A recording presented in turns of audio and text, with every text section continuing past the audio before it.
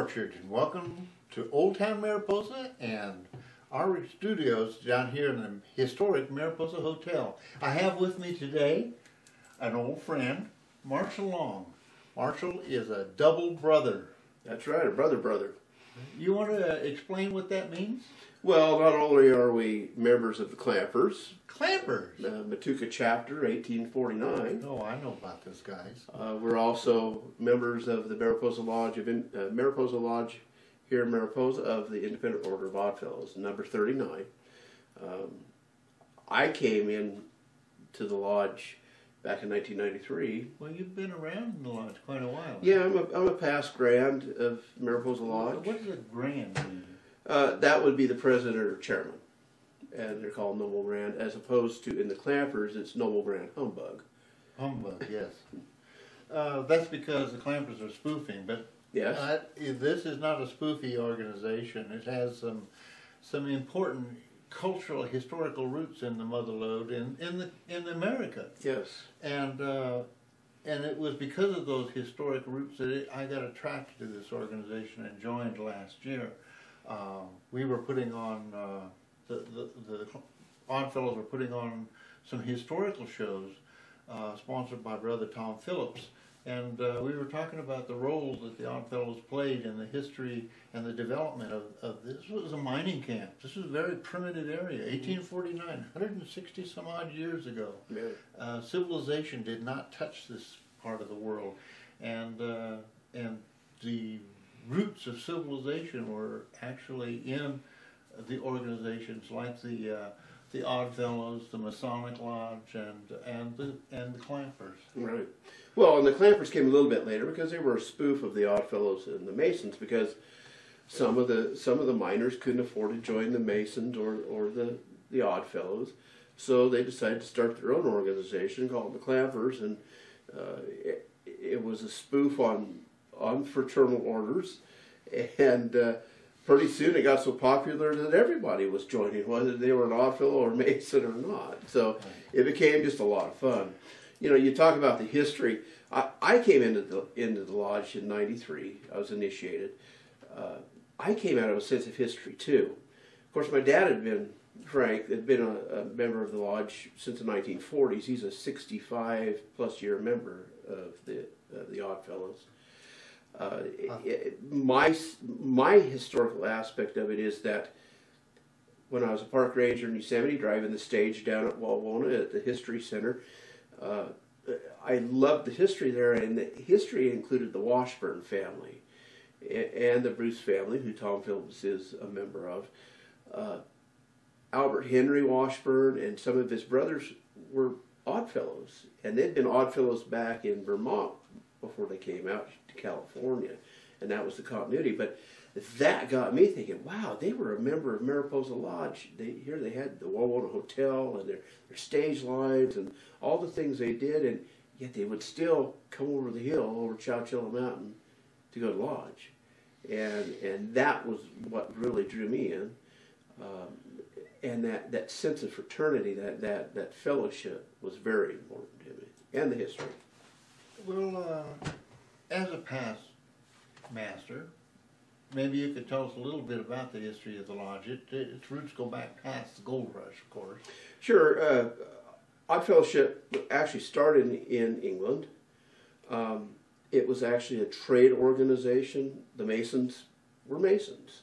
Right. The Oddfellows did odd jobs, and it was a trade union. Well, there were some difficulties there in England, and the king thought that they were getting too powerful, so they were told, well, you can't have this money anymore. So they became fraternal orders, but it was still the same premise of taking care of your brother. It was the Aflac of its day. If you got hurt or sick or were out of work, the other members of the order would assist you, and that's why we paid dues. Well, we had meetings once a week. We paid dues every week. We put in our share every week into that pot to pay for those who were sick or in distress, and for the nursing and care that they required. We would bury them. That's why there's a lot of Oddfellow cemeteries around. The orphans were educated.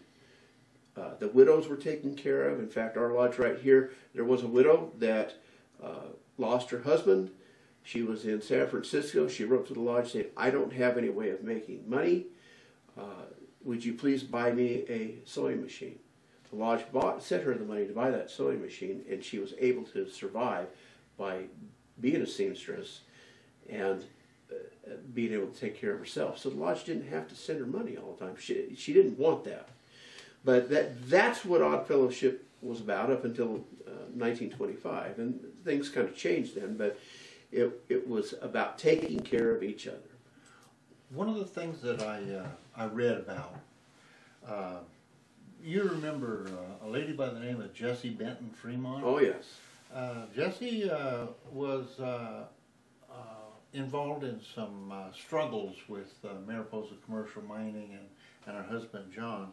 And I read a story about where she was attending a social that was put together by the Odd Fellows. That's correct. And the Odd Fellows Lodge played more than just a social welfare role. They were kind of the community civilizing element. They provided social life outside of the bars and saloons, and actually made this this rough and tumble country habitable, hospitable to women and children.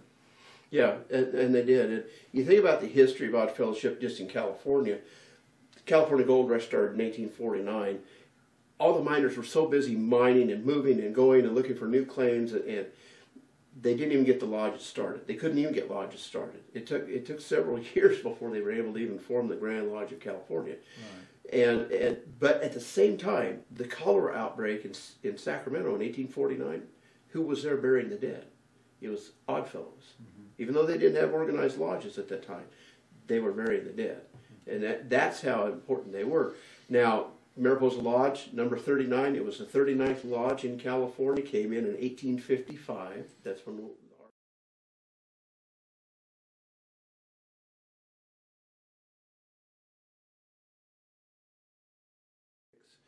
our new lodge hall on the corner of 6th and Charles Street, it's still there today. And it's a landmark building. It is a landmark building. It is. It is a beautiful building for downtown. And the lodge halls were very important to the lodges and the communities because it gave a place for the lodges to meet. They always met upstairs. Buildings, all fraternal orders had to have 2-story buildings. So they could do their secret things upstairs and at the same time have a retail space downstairs. We can't talk about any of those secrets. Well, actually, we can. It's unwritten. It's not secret. But you could have that retail space downstairs to help add funds to the lodge to help the members when they were sick or in distress. And those buildings became part and parcel of the community. We have an old Odd Fellows Hall, which we have. The old Masonic Hall is still here, and a new Masonic Hall is also still here in Mariposa. We don't have a Clampers Hall.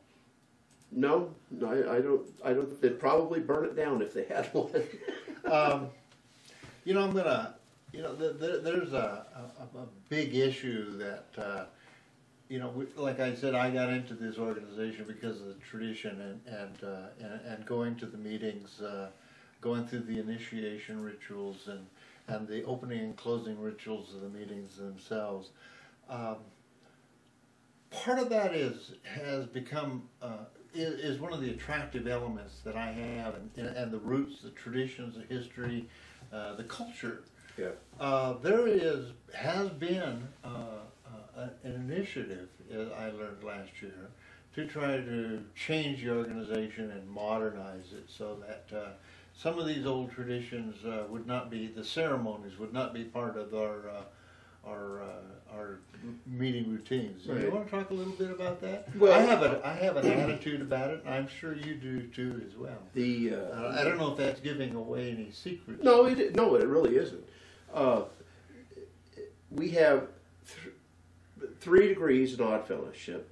We have the initiatory, which teaches about the effects of death, that silent yet impressive lecture. And that's talking about how we live our lives while we're here, and that we may die at any time.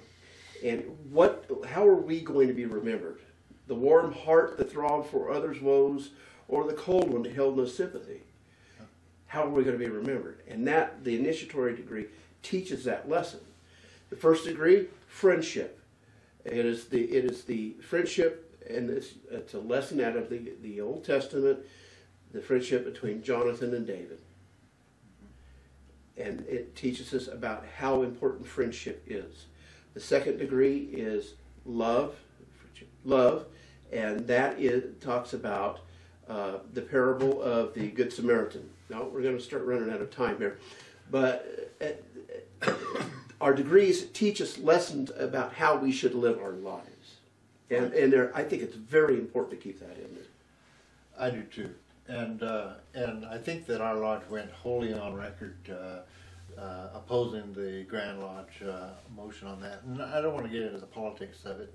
And this really is a big story. The history runs deep, and I think that the culture of our community is significantly been enhanced because of the lodge, the Odd Fellows, the Masonic Lodge, and even the Clampers. At any rate, we're just about out of time here, Marshall. And I really appreciate you coming down here and visiting with me and sharing some of these stories. I hope you can come back. I will. And do this again sometime. We have some other issues coming up with respect to events and activities around here. And again, for folks out there, I really appreciate you joining us today. And I'll see you next time.